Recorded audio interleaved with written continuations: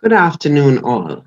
Welcome to CEI's gLOCAL Evaluation Week, which is being observed by evaluation organizations such as ours all over the world.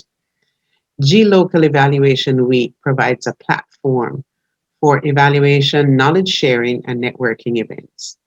It is intended to promote evidence-based policymaking and improve development outcomes. This year, the theme is Building Forward Better. The activities extend from today, May the 31st, to June the 4th. The CEI has a number of interesting sessions planned each day up to June the 3rd, and we do hope you'll be able to join us for some of them.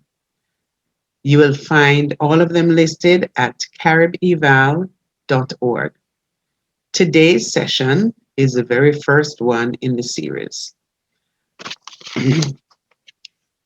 For those of you who don't know, the CEI is a network of monitoring, evaluation, and development professionals focused on advancing evaluative practice in the Caribbean. We provide thought leadership, professional development, peer learning, and contributions to regional and international discourse on monitoring and evaluation from the Caribbean perspective and experiences. We also provide a platform to facilitate the sourcing of experts who can serve the monitoring and evaluation needs of the Caribbean. Members of the network are both in the region as well as in the diaspora, and they volunteer their time, energy, and knowledge to drive CEI's three strategic priorities. These are to engage and support CEI members and their professional development, to create visibility for the CEI in the region, and last but not least, advocate for quality monitoring and evaluation in the region. Today's panel will discuss essential capacities for young and emerging evaluators in a changing environment. Our panelists are sharing this.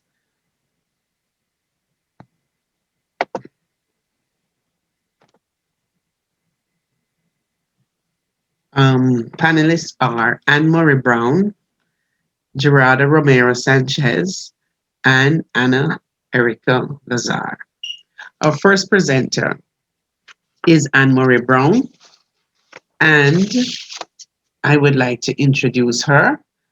Anne is a Jamaican living in the Netherlands. She's a seasoned international development consultant and monitoring and evaluation expert with nearly 2 decades of professional experience. She's a holder of multiple advanced degrees from the University of the West Indies and the EWHA Women's University in the Netherlands.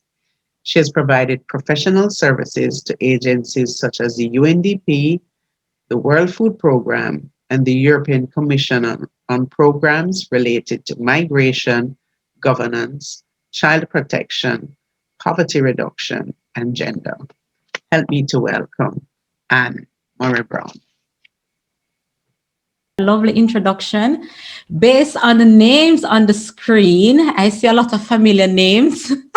I can't say familiar faces, but it's nice to see Melissa, Marsh, Caroline Beckford, Lenice, just to name a few. Una, it's very nice to see you, Stacey and Alicia, and maybe a few other persons that I failed to mention, but it's nice to see you, well, at least today.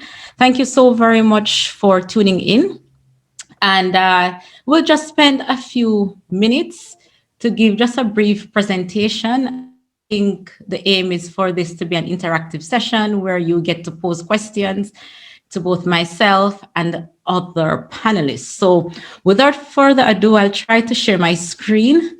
I will just be speaking broadly on M&E competencies from my perspective, based on my experience that I found to be the most useful to me over the last few years, right? And maybe what would be my advice for persons who are transitioning more into monitoring and evaluation and learning. And when we use the term emerging, at least how I how I use it is for anyone maybe have been working in on development initiatives for many, many years and maybe now want to do more of the evaluation as such. Because sometimes when we hear emerging, we tend to think age on paper when it really isn't. Okay, so I'll attempt to share my screen now. And if someone can just let me know if you can see what's on the screen. We Can. Can Okay. sure. Mm-hmm. You see the All right. So throughout my career so far, I've had to play different roles as an evaluator or as someone who gives monitoring, evaluation, and learning support, technical support. Now, as we know, because we're all peers here, at least most of us here, so I don't have to explain maybe the difference between an evaluator versus someone who gives technical support. So technical support, so log frame development, drafting an M&E framework, developing a theory of change, capacity building of staff. So that's the various aspects of M&E technical support. And I've had occasions, some of you maybe can relate as well, where you have been the doctor, you have been called in as an external expert to come and have a look at maybe some of the issues that's going on in the program, to diagnose what it is, and to recommend perhaps some method or tool methodology that should be able to address the problem. Sometimes I do a lot of capacity building of staff. So I usually would do like companies would call me or organizations to look at their M&E needs. They say, okay, the project staff, they're not completing the reports as they should. They're not reporting on outcomes. It's still at output level. We need to go beyond number of beneficiaries. Could you maybe have a look at our M&E system? Tell us what the issue is. Why is it that the reporting is not speaking of outcomes and results? And usually this is coming from the donor side, right? And then I have to be the doctor that goes in and diagnose what the issue is. Is it that staff is not capacitated? Or is it that M&E system could be strengthened? Is it a case with the log frame? Is it the indicators? What is it, right? So this is one role I find myself playing as a M&E practitioner. Sometimes I'm the travel agent. I give advice and help to find the best route to achieve or to arrive at the destination. For example, organizations may know the change, the ultimate goal that they want, and they say, okay, how can we get there? This is usually what I do with the theory of change. This is usually more the theory of change type of work, wherein they already know the goal or which SDG they would like to achieve or which national priority, but which outcome or pathway to change is the best way to get there and the critical assumptions. So in that capacity now, I become the travel agent. And I'm sure some of you have played this function before. Then there's the detective. I think most of us can relate to, where we're called in as an evaluator now to lead an investigation, to examine, to see evidence of change or results. So what change occur, when, how did it benefit beneficiaries or so forth. So I think the detective maybe is how we are most known to persons outside our field. Evaluators are maybe sometimes seen as the detective or the police coming to investigate what's happening, right? And lastly, the diplomat. Now, the diplomat for me is in M&E is someone who works in an interdisciplinary and intercultural teams, communicating the findings and brokering partnerships. And I've highlighted 4 roles so far. And if maybe you can just indicate in the chat which role do you most find yourself playing? When I just started my career, I found that I was more investigator and doctor. And the last few years, as theory of change became more popular, I became more of a travel agent. But I find that the diplomat is something that we need to emphasize more. That there's so much emphasis, I think, on the technical competencies, which brings me now to the core of my presentation. I think the technical competencies are straightforward. If you are an emerging evaluator and you want to get into this profession or enhance your career in this profession, it is clear you need technical skills. You need to know, you need to have good research skills. You need to know evaluation methods. You need to know about quantitative and qualitative methods, how to conduct a survey, design questionnaires, know what indicators are, what a log frame are, know about smart indicators. I think that is pretty straightforward. We know where to go, I would think, and get this accreditation. We know professional organizations or associations to join, like the majority of you here. We're here with Caribbean Evaluators International to get the technical skills. But I find that a lot of what is missing is the soft skills, right? And as I took my practice more international, I had to lean far more on diplomatic skills than even the technical skills. I think nowadays that is what distinguishes you. It doesn't matter even if you're for the evaluation field, any field you're in now, but especially as an evaluator over the years, I have had to work on teams with scientists, doctors, economists, persons whose field I know nothing about, but because they have a logical framework, I'm brought in to help with that, right? Thematic areas I know nothing about, medical doctors, but because they're working on a health project and I'm brought in to help. So it's interdisciplinary. And I've also had to interact with teams from different cultural backgrounds, wherein you have project staff from Asia, from the Caribbean, from the US, persons who English is not their native language as well. And I didn't learn this in university. There's no course on diplomatic skills. How do you maneuver, right? How do you balance relationships? I have personally sat on committees where I have seen evaluators, they're very technically sound, but they didn't have an appreciation of building rapport. As an evaluator, it's very important that you build rapport first before you get down to the business of working, because usually, not in all cases, there can be resistance to evaluators even before you arrive on the scene. People can be intimidated already. People are worried about their jobs. People are worried if funding will be continued, if there's a bad evaluation report. So sometimes the defenses are up.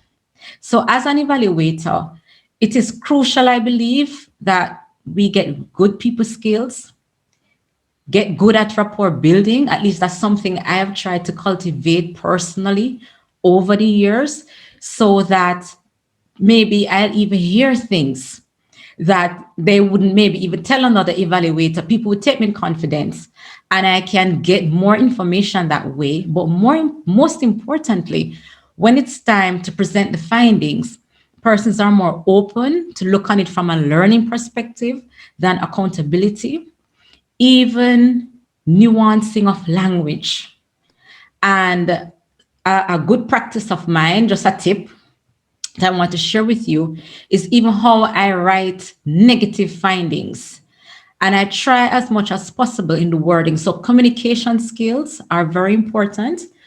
Let me just stop the share right now and maybe have a look. Valerie, maybe if you can tell me if there's any comments coming in based on the roles that I've identified and where persons maybe find themselves. Finding, yes. Yes, Gerardo said he loved the roles. He really nailed it down. And another person said definitely agree. I love the sorry, Anna. Um Okay. good Ava says where RBM is not well known, you're seen as a villain. How do we navigate that circumstance? I think in the future we will take the questions at the end. Mhm. You have 5 minutes. Okay. All right. Let me go. All right. So you should be able to see my screen. So Yes. thank you, Valerie. That Yes. was a little intermission while I get my new slide up. So it's Okay. now up, right? Right. So if you can see it, I think these competencies are well known. You need to know, appreciate the social and political role that's played by evaluation.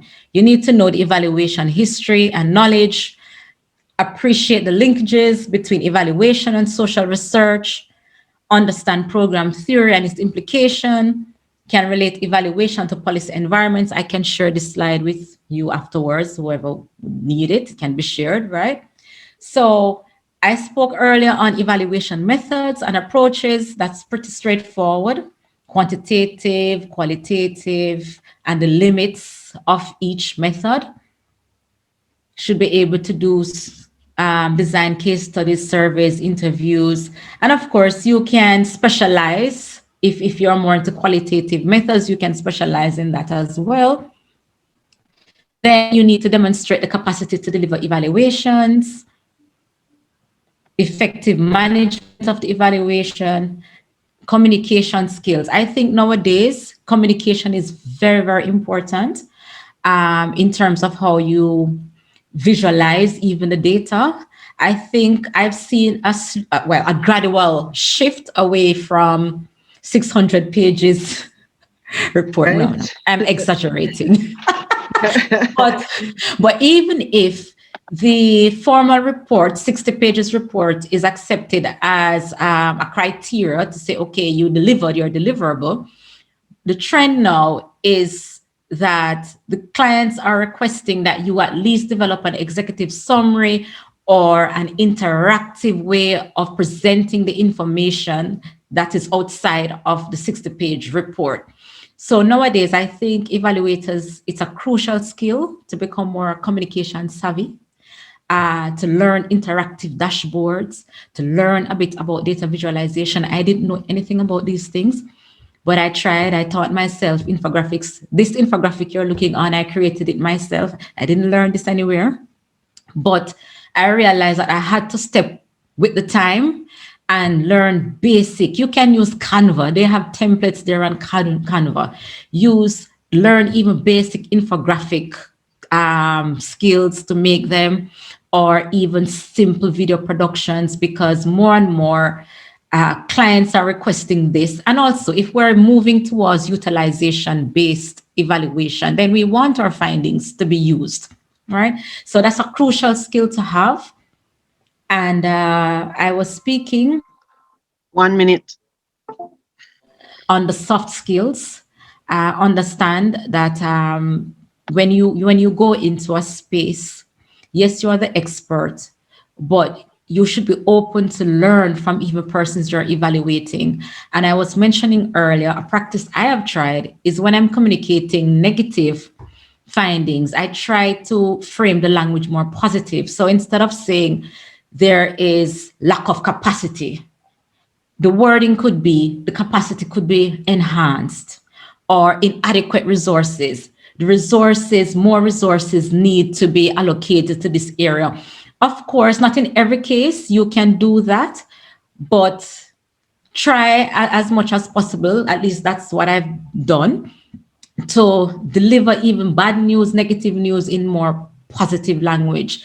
And it's not to say that you're covering or sugarcoating the truth, but then we have to manage as well how people respond to it while telling the truth, which is a Anna. totally different And conversation. Yes. hi, Anne. Your time is all about up. Okay. All You right. can wrap That's up. it. Thank you. Thank you so much. We will continue. Yeah. So our next speaker, that was very interesting, and I'm sure we have a lot of comments, questions, and otherwise. But we'll go to our next speaker and take the questions at the end.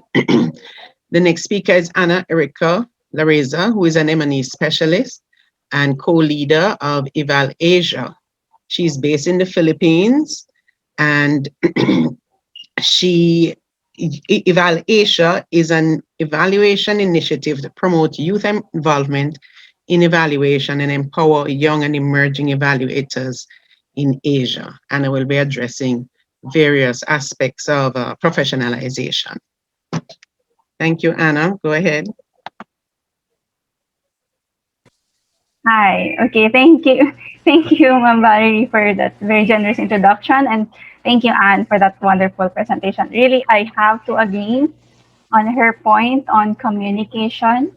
Like, even in our end, being able to communicate the results of the evaluation, regardless of results, whether it's a positive or negative, certainly it needs to be a pill that's easy to swallow for your client, because in that way you can ensure that the evaluation or the study that you conducted are, you know, used at the very least or utilized to improve the program or whatever it is that you have evaluated. So I very much agree with Val on that one, and I want to re-emphasize that. Okay, so I hope you could see my screen. Can someone confirm that in the chat? Okay, thank you. Thank you for confirming. So my presentation is a bit can be different from what Anne's presented. She presented you technical skills and soft skills that you need to have as an evaluator. On my end, I would like to share my lessons from my region on what's my journey as a young and emerging evaluator. What am I doing now, and how are we taking steps to improve ourselves to become a professional evaluator. So as Ma'am Val has introduced, I am a young and emerging evaluator, like most of you guys are. um, but I have been active in Eval Global Network since 2016, 2017, and have been part of the task force leadership since then. And right now, I am, yeah, as Ma'am Val have mentioned, I am co-leader of Evaluate Asia and have recently been elected as part of the global network. Uh, uh, no, elected as the board member of PhilDev, or Philippine Evaluators for Development. So that's a brief introduction from me. So Val have Anne has shared to you her definition of a young and emerging evaluator. So just to clarify what young and emerging evaluators means, it doesn't limit you to the age. So we have four categories for it. This is by definition of Evaluate Global Network. So first is under the age of 35, or or you are a new evaluator who has less than 5 years of experience, or a recent graduate uh, or a development professional. You could be like 60 years old, but if you want to shift to evaluation field, you are an emerging evaluator. So you are a young and emerging evaluator. Uh, if any of this definition applies to you. So I hope that's clear for everyone. It's not limited. It's not limited by age. Okay. So before I share my lessons, I would like to share, of course, the challenges that I have faced, and I know many um, evaluators are currently facing. Many of these could apply to you as well, maybe not, but at least I hope you could, like, some of this could relate to you. So the very first thing is that education. This is one thing that many of us are struggling with. In my case specifically in Philippines, zero opportunities for education. There is no institution that offers any formalized training or institutionalized process for a person or young evaluator to become a professional. So many of us have to rely on courses or institutions that are outside of our country. Most of them are in Europe or in Canada. Nothing that is there's nothing available in our immediate country or not even in Asia. There might be a few in India and Sri Lanka, but for me, that's very inaccessible. Second challenge is entry level jobs. So if you don't have education, the next best thing that you could rely on is getting an experience to become a professional evaluator. Entry level jobs is a challenge because all maybe there are a few exceptions, of course, but majority of the practice at the moment, entry level jobs for emerging evaluators, the number one requirement requires you to have at least 5 years of experience. Can you imagine? You don't have an education, you don't have sources for experience, and the only opportunity you could gain an experience requires you to have 5 years of experience. So that's the second challenge. And last is opportunities. In the global network in Evaluate, how many members does it have? How many members does it cater to for emerging evaluators? There are around 300 to 500, I think, of members in the global network. And obviously, for an organization, as much as Evaluate wants to cater to everyone, it's gonna be obvious that the opportunities that they provide are gonna be very, you know, highly competitive in a sense. And in my personal level, opportunities to address my challenges in education or lack thereof in education and experience. The number one barrier for that, especially pre-COVID, is that I do not have the financial resources to gain experience or to gain education. And then number two is, as a young person, like even like, there are cultural barriers that you also have to deal with. In our country, if you are a young person in the room, automatically your thoughts, your opinions, your whatever expertise you have, it's gonna be invalidated just because of your age. What more if you are a woman, right? And I know that in other countries there could be much more, and I'm already coming from a country that's much more liberal compared to the rest of the countries in my region. So that's some of the challenges that I have faced, and I know many of my colleagues have faced as well of this. So many of young and emerging evaluators in Asia are already members of Evaluate Global Network, but because there is so limited opportunities and the competition is quite high, we decided it might be better if we have our own Asia chapter. So December 2019, finally we were able to um, establish our own Evaluate chapter, and hopefully be able to address issues that are more specific to our region. And the picture here is our first time. The Eval Youth Asia members were sponsored to attend the Eval Fest 2020 in India, and we were able to meet for the first time through sponsorships, through supports. Some of them through their out of their own pockets. So we were able to attend this, meet up, meet leaders that would support us, Eval Youth Asia, and put our name out there.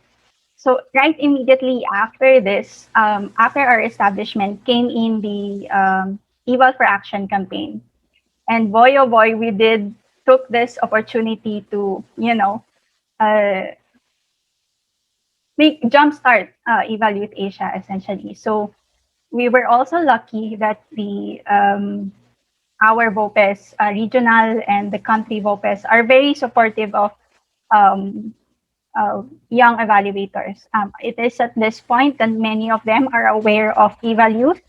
So we were able to, use that to our advantage to, be able to gain more partners uh, you know, uh, and create our own activities. And luckily for Eval Youth Asia, we were able to spearhead this Eval for Action campaign in Asia along with APEA. So, and then after that, after the torch passing in Asia, we were finally able to develop a Asia Pacific regional evaluation strategy. So essentially, this is, to put it in a very brief sentence, this is an agenda, evaluation agenda for the Asia Pacific region. And, its goal is, for our partners to adhere to this, or at the very least contribute, and, for to contribute to our goal, which is essentially being able to uh, contribute to the development of the SDGs in the region. And if you would notice in number 4, we have very specific target area, which is promoting young and emerging evaluators. And we are proud of this part because having this included in the evaluation agenda of the region means that evaluators with young and emerging evaluators would always be included. So aside from awareness campaign, aside from capacity building activities, there are more opportunities for YEEs in our region to be part of the leadership, right? So, for example, for me, I got part of the leadership of the board of directors in PhilDev. I also represented Eval Youth Asia in our regional BOPE, which is in APEA. And ever since this was developed, in every single activity, every single webinar, whatever activities that we did in our region, YEEs are always included. And it's not just because, it's not just them as a stakeholder or as a recipient, but they are also involved in the process of developing each of these activities, each of these programs, each of the whatever it is that we are trying to develop. YEEs are involved. In that sense, the YEEs gain experience, and they gain insights, they gain networks, and at the end of the day, it can be a pathway for them to gain more opportunities to be able to take paths that they want to take specifically, because as an evaluator we have our own niches, right? So they are able to use it into their advantage to advance their profession further. So we are very happy with that. And at the end of the day, as we continue that, we increase the supply of evaluators in a region that have in-depth knowledge of the local context, and also with significant experience to conduct evaluation. So that's one of the, I think, as a young and emerging evaluator, it's certainly a path that you could take if you have very limited options like I did. So yeah. So what happened after this is that, of course, Asia is a very big region. Each country have their own needs as well. So we are very lucky that after, like, just like less than 2 years, in less than 2 years, we were able to establish more chapters in the region. We now have 5. We have 3 more incoming chapters of Eval Youth, and more and more people are getting engaged. More evaluators are being catered to. Their needs are being addressed, and they have more fighting chance, I suppose, in getting the education that they need and the experience that they require, uh, to push their profession in evaluation. So yeah. So my next part is, what did we You have use as five leverage? minutes, Anna. Sorry. Thank you. No worries. I have less than few slides left. Okay. So getting back to the presentation, why should you engage in YEE? So for the perspective of the leaders here for the VOPES, if you are a commissioner, if you are an evaluation manager, if you are an evaluation team leader, why should you engage in YEEs? Why should you have YEEs in your teams or in your networks? And for YEEs, the point of this next section is these are your strengths, and I would suggest for you guys to capitalize on it, especially in our like in the current situation wherein everything is being shifted online. So I think this is for YEEs, this is your capital in the field of, in the profession in evaluation. So first is network. If you're already part of Eval I don't know. I'm sure Gerardo and Anne have experiences, but personally, in when you're in Eval networking is very easy. Before pre-COVID, we have that saying wherein you are connected to everyone else in the world by 6 degrees, right? But now that everyone is online, search a person that you want to contact, connect with, Google search them, maybe in Facebook, Twitter, or Instagram, and then connect with them, right? This is part of what Anne is saying is how the youth are more tech savvy. And it's something that uh,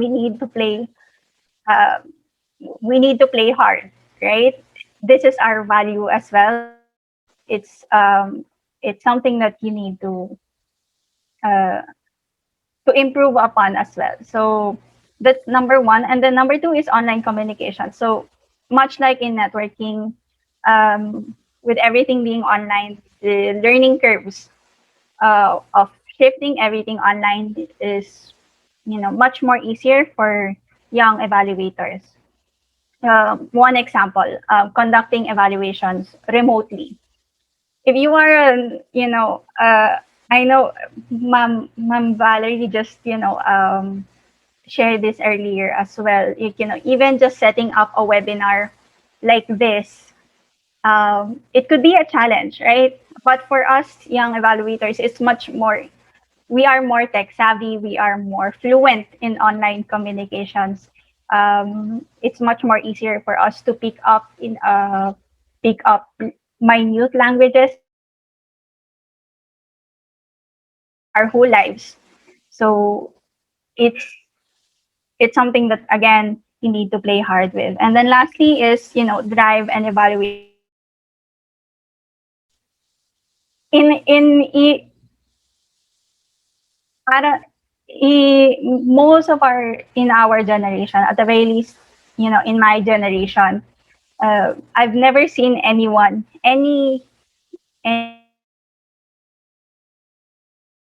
involved in extracurricular activities. And we I sincerely believe that we grew up, be always being told that when you grow up, oh, you need to save the environment, you need to fight corruption, and there are so many morals that has been instilled on us while we are growing up. That's why now you would see so many young people that are activists taking their stances on the streets. That's why Khalil is also, Khalil is always emphasizing that young and emerging evaluators should become an activist as well. So because that's one thing that's unique for young evaluators. We have those drive. We have that drive. I know, Ma'am Valerie, it's one last minute. So It's actually um, go ahead. anyway, my point being is, as a young and emerging evaluator, if you're already involved in BOPES and in eValue, we already have this image that we can do, like we already have an image that we could add value to evaluations in BOPES and in any organization that we added. We already have those. So what I'm saying is play your cards right, and improve in soft and technical skills that you have to, but don't be afraid to move forward to engage with this, to engage and become to become professional evaluators. So I hope that came across, and keep in touch. Go ahead, go ahead. Great. Thank you very much, Anna. That was very interesting. And sure there are some comments that we'll take at the end as usual. And we'll move to our last presenter, who is Gerardo Sanchez Romero. He is an evaluation consultant on projects and policies related to inclusive development, working for governments and the public and private sector in Mexico and Latin America. He is the founder and director of Mutua SC, an applied social research consulting firm based in Mexico, and he's currently co-chair of Eval Youth Latin America and the Caribbean, and a former board member of the National Academy of Evaluation of Mexico, ACEVAL, the voluntary organization of professional evaluation of Mexico. He has a degree in sociology from the National Autonomous University in Mexico and a master's degree in applied cultural analysis from the University of Copenhagen. Help me to just welcome Gerardo.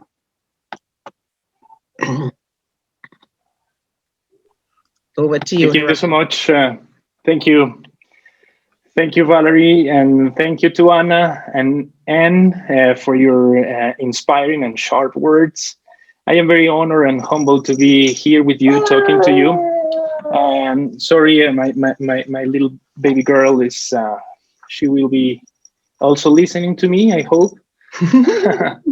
But yeah, this is the things, the reality, the parenting, and the new reality. That's the new right. Normality, right? And I beg your pardon if it gets too noisy. Sorry. Well, And well, thank you. As I mentioned, I am very humbled and excited about being invited here in the Caribbean.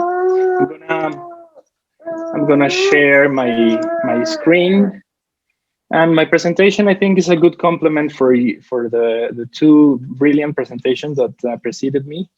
I'm talking about an invitation for involving and empowering the YEEs, Young and Emerging Evaluators, in the Latin American and the Caribbean region. And I'm going to start emphasizing this because Valerie and I, we've been talking about the need for this, the proximity and the getting closer of the networks that the national chapters that are in Latin America with the national chapters or the regional networks that hopefully will be formed after this, probably in the Caribbean, because we cannot go, no longer can go with this title without the full integration of the Caribbean Young and Emerging Evaluators. So without further ado, you just presented me. I'm very honored to be here. I'm gonna put it in the presentation mode. All right. Yes. So this is just a sneak peek of the Eval Youth Executive Eval Youth for Latin America and the Caribbean Executive Committee, which is formed by Claudio Lavarria from Chile, which along with me is the co-chair, and we are also represented by Emmanuel Blanca from Costa Rica, Juan Pablo Castillo from Bolivia, and Oksana Salasny from Argentina. And our principal aim, our objective, is to strengthen the development of the local chapters of Eval Youth, both existing and those in formation by means of engaging and advisory. We were the first regional chapter in the Eval Youth initiative in Latin America. And when this committee took over in 2018, we saw a great opportunity. We saw our role of really facilitating and strengthening the existing chapters, national chapters that were at those times. We started with 6, now we are 9. And we are very looking forward to get you in the map, and we would love to hear from you in the Caribbean. As I mentioned at the beginning, I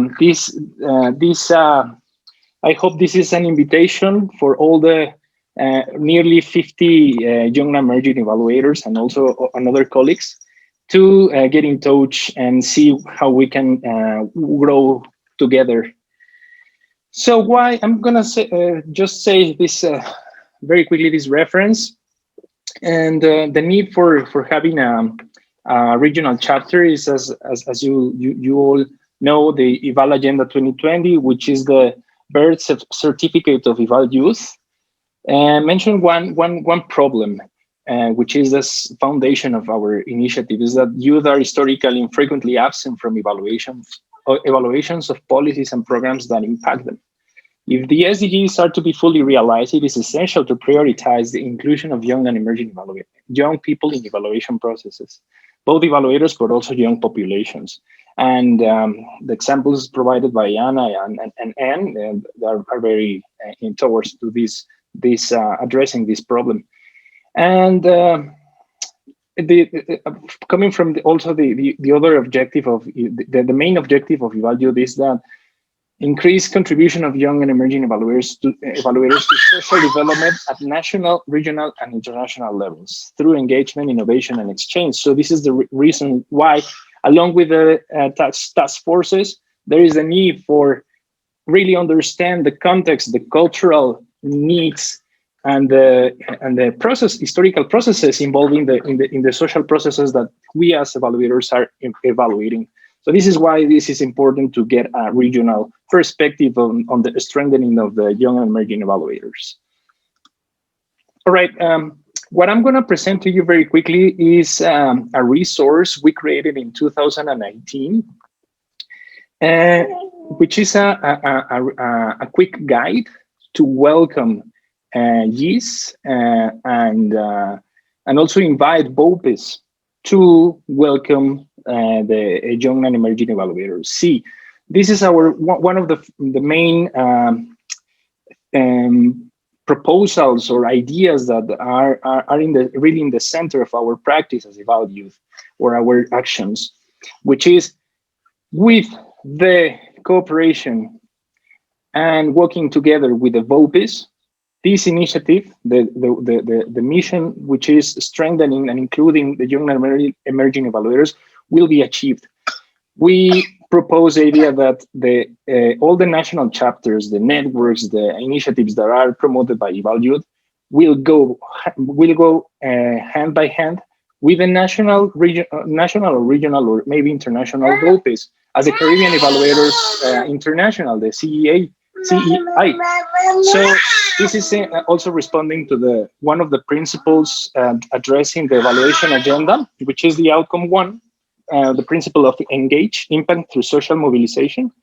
The outcome was expected, the first outcome was expected to have young and emerging evaluators that are better engaged in the evaluation field. And now one of the inputs put it in that agenda was the increased involvement of YEEs in BOPIS governance, communications and activities, promotion of YEEs within of networks of YEEs, regionally and internationally. So this is why we are here really. And also the recognition awards for BOPIS and development partners for innovative initiatives engaging YEE. So that was our rationale really for creating this guide, that if you capture this QR code, you can download the resource for free. Or additionally, you can also write me an email and I can send it to you. Of course, this is open. And this is because I know that there might be colleagues from BOPIS, from the leadership of the BOPIS, that this resource is addressed to you to welcome the community of YEEs. So I'm gonna very quickly also respecting the time. What this quick guide is talking to us and how this could be also for relevance for this chat. This conversation. The first, we divided this guide in different steps, and the first one, the first 5 steps is addressed to for young and emerging evaluators. This is the target, and the first principle is really get closer and listen, and be aware of the BOPI activities, CEI, and be ready to participate, engage. Really send them. It could be very simple. And talk about, like the networking skills. You don't have to be shy anymore, and just go to the website, talk to Valerie, talk to the leadership, and engage. Be engaged in the BOPIS. In my experience, this was my really first entrance to the world of the evaluation through a BOPE, through a CEVAL in Mexico, and it worth all the effort, which really was just sending an email, but it really opened me up a lot of opportunities. Get involved when talking, when training, knowledge sharing, disseminating, and other opportunities open in university, young advocacy groups, and other relevant stakeholders. Be engaged in the activities of the BOPEs, but also in the activities, of course, of Eval Youth, and international and regional. And this is very important to really, this principle is really addressing to the issue of networking and getting to the door and knock. Be a champion and be ready to take leadership of initiatives when needed. Raise the hand, say, hey, I can do this. You're planning, or we are planning an activity, a webinar like this. Very small, if you know a group of trainers, of consultants and professors, academics that might be willing to provide a webinar, a workshop, etc. Be a champion and promote these events in your region, in your countries. Be propositive and be accountable also of what you're doing, and listen and value diverse voices and experiences, and then identify and motivate other champions. This is about also the networking going on, the stone really rolling. Communicate according to times and let your voice heard. As Anne and Erica also mentioned and stress, use the social media, use the social networking technologies, get your voice heard, tweet about it, post a Facebook about your events and the need for creating awareness about the inclusion of young evaluators, or if you are planning to do your chapter in your national chapter, or regional, or just a group of young evaluators who wanted to get more and more and propose to the evaluation community, just spread the word. Communicate to take action and make sure to play an active role. As I mentioned, it's very related to the second principle. And identify and share lessons learned from your own experience. It's also very important in forums like this, the gLOCAL Evaluation Week, and the conferences around the world, the AEA, the CES, the YEEs. Now in Mexico, we just had our first international conference of evaluation in Mexico, but also the events promoted by the RELAC, the Network for Evaluators in Latin America. Get to send your send your papers, your contributions, your posters, etc., and share your lessons learned from your own experience, what you've learned in this process of professionalization, or at least enhancing your practice. So now this is, and I'm closing with this, for the BOPEs. And for us, some of you that maybe you don't know, BOPEs is it stands for Voluntary Organization for Professional Evaluators. This is a body or an organization recognized internationally by the IOCE, which is the organization that kind of certificates what is the BOPEs around the world. Also look it for the website there, ioce.org. And this is important to first step is get closer and listen. Open the doors to YEEs. Open the doors to their passion, their initiative, their excuse me? 1 minute. Yes. Get closer and listen to the YEEs. Identify opportunities to partner with other networks, and identify opportunities also to create new, if not chapters, at least a strand of actions within your BOPEs addressed to include on the one hand, and also enhance the young and emerging evaluators' careers.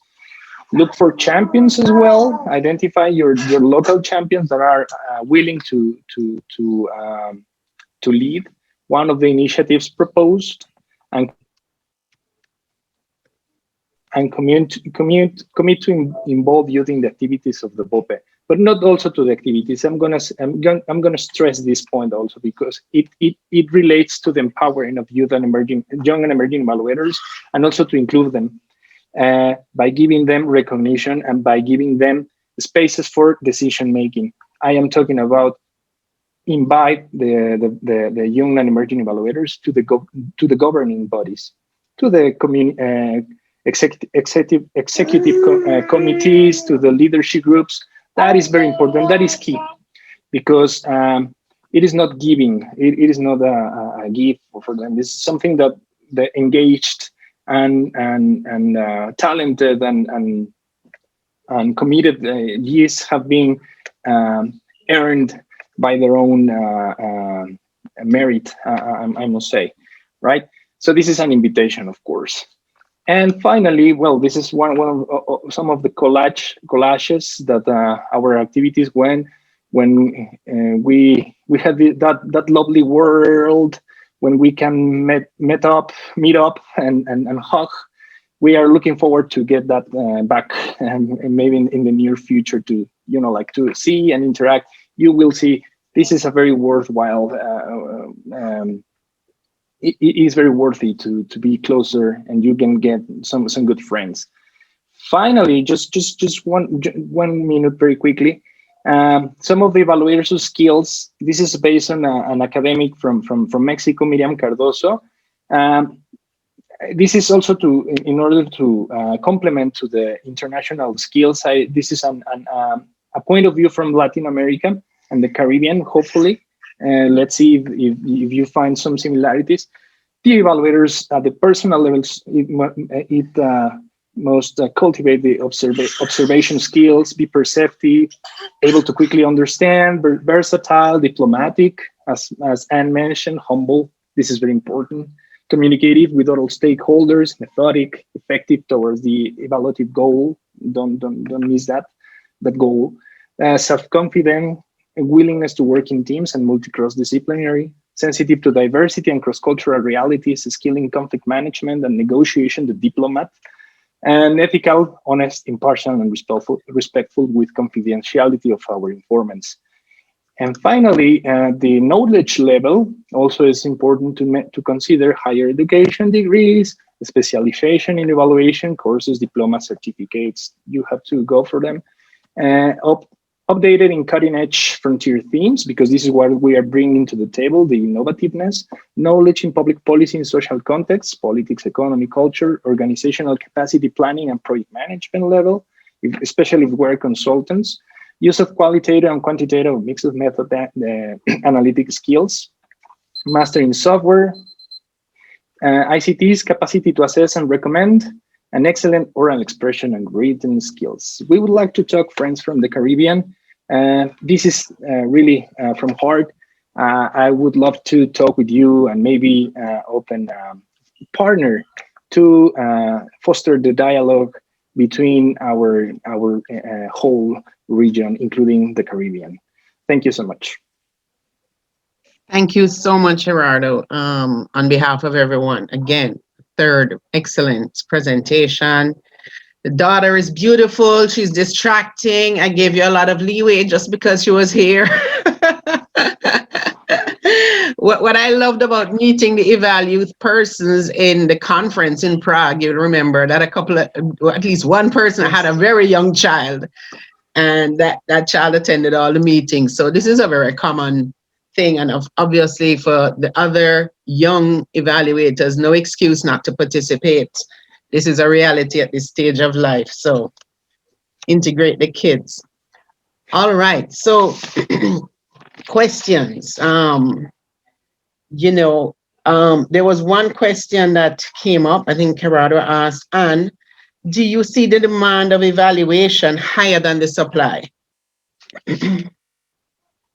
I think it's cyclical. Let's just put it like that. Mm-hmm. It depends on even the sector and the time and what's happening. I mean, if you look, since the pandemic, Mm-hmm. I have seen wherein the demand has slowed. However, it has picked up, at least from where I sit here in Europe, in terms of more remote data collection. But at the beginning of the pandemic, there was a little slow, wherein I guess organizations prioritize other aspects of the program than evaluation. So I think that the answer to that question, it depends on the timing and what's happening. All right. What you would say, and this is for all panelists, to a long time, maybe the younger ones in particular, although Anne is young herself. What would you say in response to a long time lecturer who has a lot of young people teaching evaluation and speaking of their reluctance to read and to kind of chart their own way in terms of, motivating themselves to learn? Because, a lot of the learning that we as evaluators do, we do on our own. So, let me have the perspectives of each of you, and then I'll open the floor. And you're on, so go ahead. Okay, well, that's a very crucial thing that you just mentioned, because a lot of things I had to learn. I had to learn webinars. Anna mentioned it, that maybe younger persons are more comfortable with it. And younger person, I consider myself forever young, at one point assisting me. And then I said, no, I'm just going to teach myself, because then I can bring my own voice to what I'm doing. So I had to learn to conduct webinars. I had to learn video production. I had to learn to do infographics, interactive databases, M&E software, and my different clients, they all use different software. And each time I had to learn it. Some persons use Logalto, then another one used all data. So yeah, have to become very adaptive and open to learning. And I think to get out of this mindset that is a younger person thing or older person. Hello. I am in my 40s, and I used to have that limiting mindset, and I was depending, as I say, on someone in the early 20s to help me. And then when she wasn't moving how I wanted her, I just went and learned the thing. Nowadays with the internet and YouTube and these software, they have templates. So you don't have to be a programmer. I'm even making e-learning templates. I have a focus group plan for next week. And Valerie, you'll see it because you're part of that focus group discussion. Right. Everything on that e-learning platform, I did myself. Years ago, I would have paid developers from India to do it for me. Cost me so much money. Nowadays, you have prepackaged software. The templates are there. The animation videos are there. Powtoon is one that you can use to do your own animated videos. I mentioned Canva already. And the tools are all there. It's just that it takes time to learn, but you invest in yourself. So the startup, it would take me a couple of weeks to learn these different software. But man, once I learn it, keep running. You have it. Great. Thank you. We'll talk a little bit about your FGD workshop. Anna, give us your perspective on this. Are young evaluators as reluctant to read? I would have to agree that I also hate reading. But, as an evaluator, evaluation field is an interdisciplinary field. So it's inevitable for you. And it's like, you really have to keep learning, essentially. And with COVID-19, with climate change, you really, not just your methodologies or your approach, it needs to keep evolving. And the more and more social issues that are coming up, evaluation needs to evolve further as well to cover those issues, right? So like years ago, you would you would only consider gender, and then now there's the LGBT community that you also have to consider. Now there's youth. Now you also have to adapt your evaluations to COVID-19, and then you also have to consider that your evaluations should also cover the impacts of climate change. And the impacts of climate change, we have 50 years. We have 50 more years before we, you say we reach the threshold.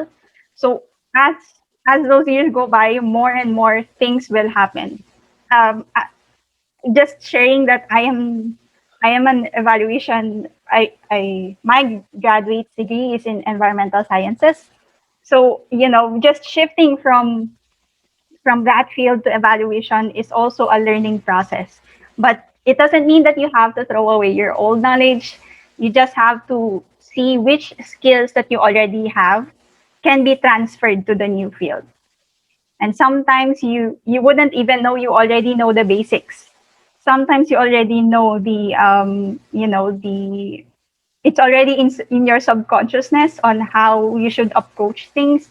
It's just sometimes you have to look at it on a different perspective, right? So for me, being in environmental sciences, all of the technical skills are all applied. When I was learning, it was all applied in environment perspective. When I shifted to evaluation, I had to take those skills, those technical skills, those methodologies, so on and so forth, and reframe them, learn about social sciences a bit, Mm-hmm. and be able to apply it in that perspective. And also from Anne's experience, I also had that same issue of relying on other people to get things done. But if you can learn it yourself, why not? One example is in APEA, or we've been having issues with the website. It's very outdated. We need to outsource. And then there's this magical thing called Wix, Yes. and you just need one day and a very good computer. One day and a very good computer, you could make a website. The Asia Pacific, the APEA website, I made it myself.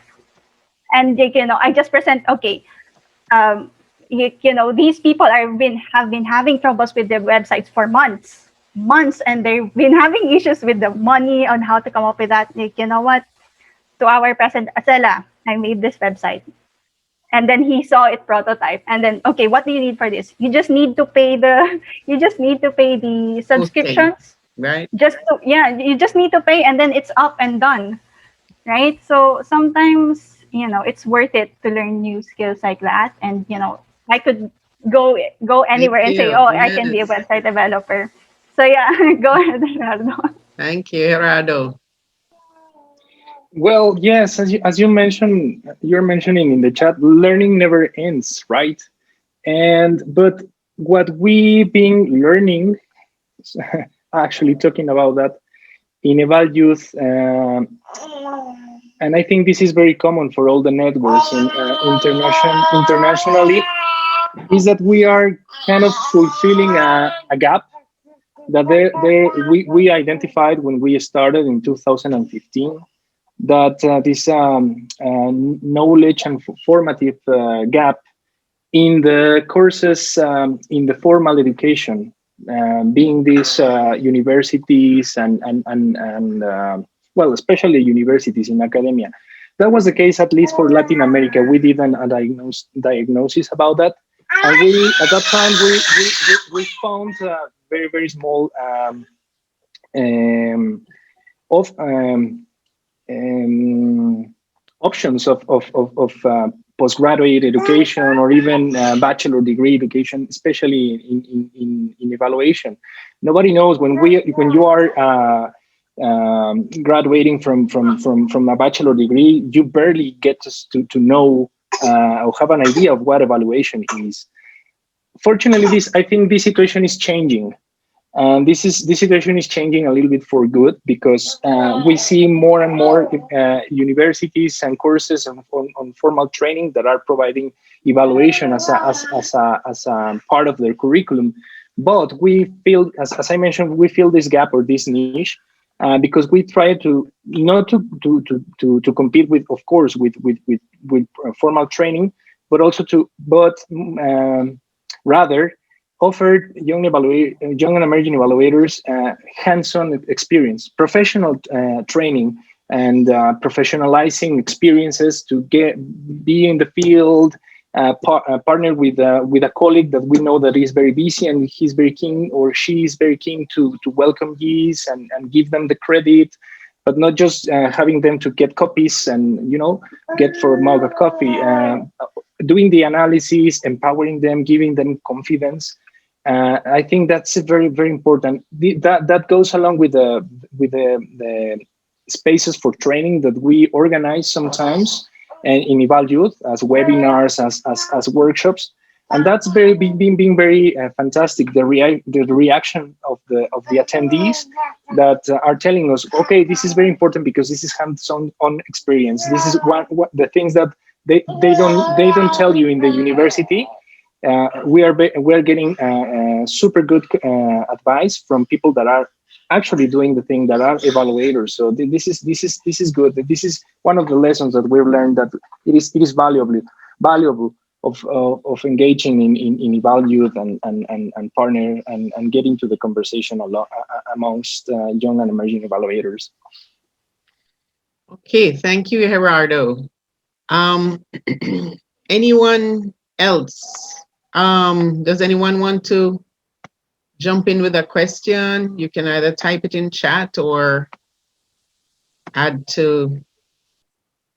raise your hand.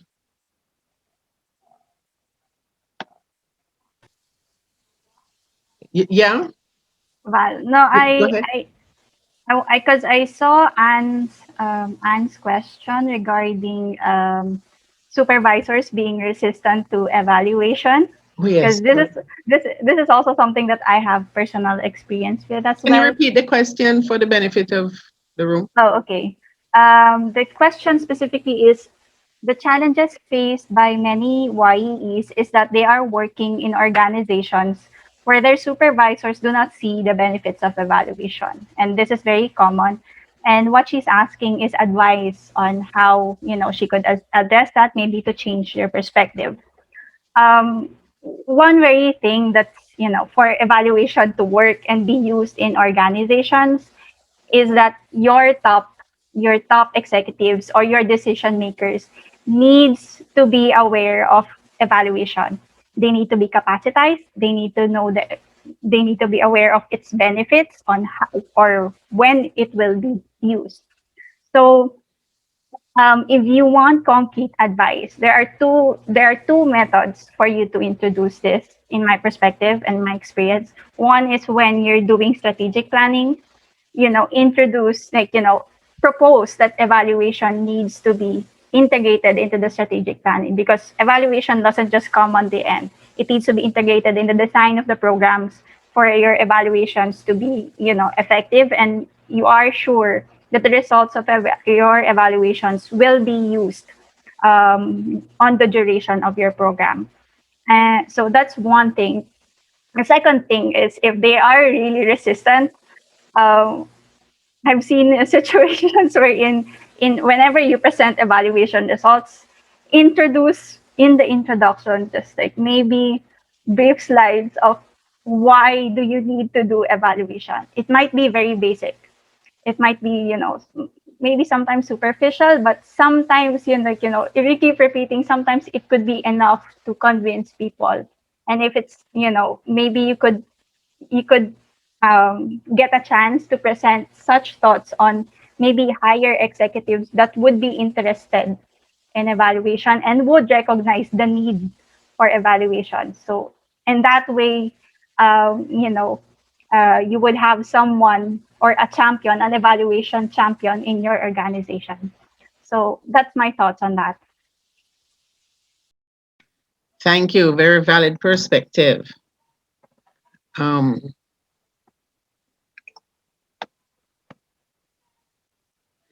I know that for sure, even just, asking like how so we say we're going to do this. How are we going to measure that? You don't have to just bring out the whole evaluation epistle and, lecture and whatever, but how are we going to know when we have achieved this goal?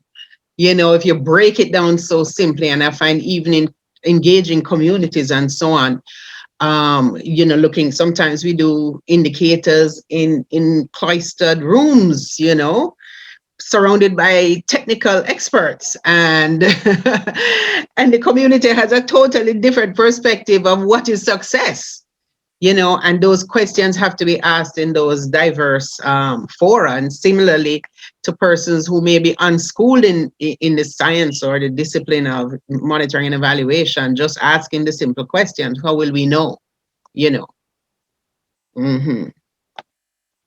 All right, let's see other comments.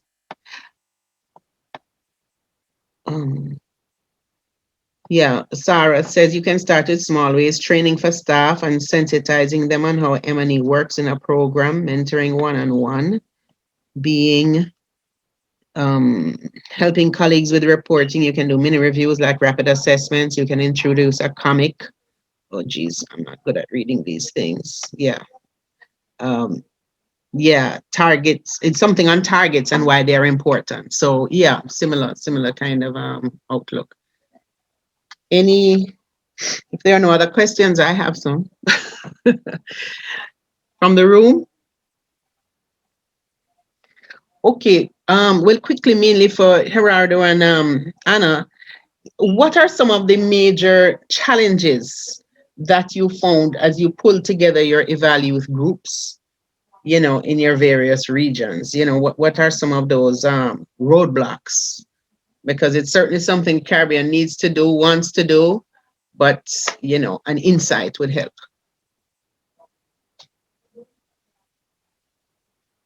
Anna, you want to speak first, or? Maybe Gerardo could go first. Gerardo, go first. Yeah, thank you. Well, I think there are the problem, the roadblocks or the challenges should be, I guess, common to professionals, young professionals that are starting their paths. And one probably it's not knowing where to start, and not knowing who is who in the field you are trying to enter.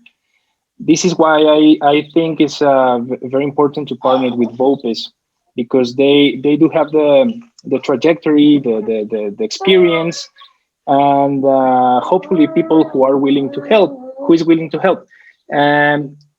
But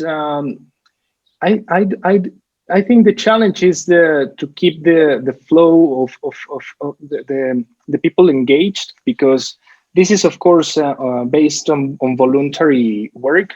All the things that we are doing, it's voluntary, and in order to keep such a voluntary networks going, you have to be very conscious and bear in mind always to give the proper credit to people that are doing that are willing to provide and their work, their effort, their time, etc., etc. So, and this is the cool thing about you, because Evaluate has it.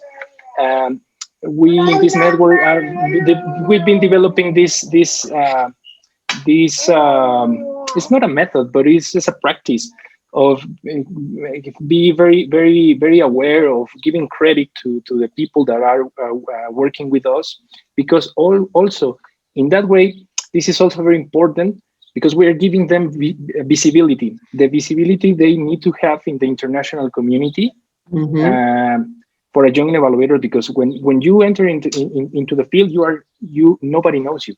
You don't have a network, you don't have a name. And by working, by collaborating, by providing ideas, and I'm talking about, just guys going to a Zoom meeting with the local leadership that you identify, and start, brainstorming. We can do this, we can do that, we can plan for do this, getting milestones, etc., etc. This is the thing I'm talking about, work. And you will be in a poster, you will be in as a name of a presenter in gLOCAL Evaluation Week, in the conference of the American Evaluation Association, etc. And you will get your name, and from that you will be building your network, your name, your prestige, and then for sure invitations for working in projects will come onto your inbox. Really. Definitely. Okay, thank you. I see some responses here to a question by someone about resources in the region for studying M&E. And of course, Thursday's session will be addressing that, the various courses and opportunities that are available at the University of the West Indies, Cave Hill, St. Augustine, and also University of the Mona. And I just put a plug here that the CEI will be partnering with SALISIS, the Sir Arthur Lewis Institute for Social and Economic Studies, for a summer program, a summer course. Short one to begin with, and then a longer one over time. So that should be coming up shortly. But as Gerardo says, engage with the VOPE. The CEI is open for membership all the time, every time. And, you volunteer for activities and you get eventually a platform and people get to know you. So you just have to big up yourself, make yourself seen. And any word on that? No, Valerie, thanks. Okay. Okay. Maybe I'd like also to add, like with regards to challenges in like having evaluations established in your own WOPES. Number one challenge is finding YEEs, of course, that we're willing to spend that much time in engaging, right? That's one thing as well. And number two is like finding that balance in the relationship between the VOPE and evalu. It's one thing that it's one of our experiences as well in like we also there are like we also have to keep in mind that Evaluate is also an independent organization. It's also an independent entity on itself as well that's supposed to work hand in hand with the VOPE. So this is a part. It's supposed to be a partnership, and like sometimes there are so many instances where in chapters, Evaluate chapters get bogged down because sometimes like bureaucracy happens. And the thing with the youth is when they find their what they call their rhythm or their motivation, or when they get on the train, there's no stopping them usually, and they would take it all the way. In my experience, that's how they usually do. And sometimes there are bureaucratic moments that stops them, and sometimes it also impedes the growth, not just for the chapter, but also for the VOPE, which is very unfortunate, right? So that's one thing that I would like to share, and hopefully you guys to get to keep in mind as well. Great. So yeah. Great. Well, thank you all very much for your presentations. Thank you for a wonderful, receptive audience. There were a lot of gems dropped here. I'm so happy we got the recording, and we will be making that available on the CEI YouTube channel as well as all the others. It's something of relevance to young and emerging evaluators is, and I want to just try again to share my screen. Is this the fact that an award? I don't know why this is not sharing. Is it here? Yeah, there is an award for Sean Gray Membership Award 2021. Sean Gray was a very good colleague of ours who unfortunately passed away last year, August. He has done stellar work in the field of results-based management for over 16 years. And he worked in the Office of the Cabinet as Principal Director of the Performance Management and Evaluation Unit in Jamaica. He was appointed in 2016 as a Chief Technical Director of that unit. His main responsibility was to lead the institutionalization of an integrated RBM and evaluation system across the government while establishing standards and providing guidance on strategic planning and RBM towards the achievement of government strategic priorities. He had a great passion for RBM and was involved in many national and regional initiatives to develop capacities in the discipline to improve performance in the public sector. He supported work at the regional and international levels by working with the Ministry of Foreign Affairs and Foreign Trade in Jamaica to assist the CARICOM Secretariat in the establishment of a robust monitoring and evaluation system for the CARICOM EU Economic Partnership Agreement. He was a keen member of the CEI, very instrumental in the establishment of the Jamaica VOPE, which is our Jamaica chapter, and he was a very active member of that chapter. So his commitment to M&E will be remembered by all of us who knew him in Jamaica, across the region, and his colleagues and friends are committed to continuing to promote RBM and evaluation practice to support the sustainable development of his beloved Jamaica and the entire Caribbean community with the Sean Graham Membership Award. So the award will provide a year of membership within the CEI. The target group is beginning or early career individuals with an interest in working in the area of M&E, like up to 4 years after graduation of tertiary degree or 3 years after your first employment post in any sector. Persons aged under 40 are considered for this. Preference will be given to persons of Caribbean heritage, but others with proven interest and work in the region will also be considered. The full application form and so on will be on our website by the end of the week, and you will be just required to provide, submit an application with this resume, CV, and a photocopy of your ID. And, obviously we'll welcome you and celebrate you and mentor you and all of those good things. The CEI, I have to mention also, is embarking on a mentorship program itself. So, we're very much aware because of our theme even this week of building forward, building forward better, that a lot rests with our young and emerging evaluators. And, we have to really put them in the forefront and equip them to take the baton forward. So with this, and also, we're moving to the section of notices now, and we'll be doing a free webinar. These are few and far between, but they are very valuable, and maybe you can just speak on that. Focus group. It's thank you, Valerie. It's free for persons who are part of my M&E Academy, and a discount for members of CEI. But everyone else has to pay a premium. It is on focus group discussions, and it is blended learning approach. So there is synchronous and synchronous components. And it was what I mentioned earlier, that there's the e-learning aspect on how to conduct focus group discussions, how to develop the questions, challenging situations that might come when you're doing facilitation, how to do focus group discussions virtually, because since we're doing everything more or less remotely these days. So it's from 7 to 11 June. So that's next week. You will have asynchronous sessions where you have to log in and do your self-paced learning.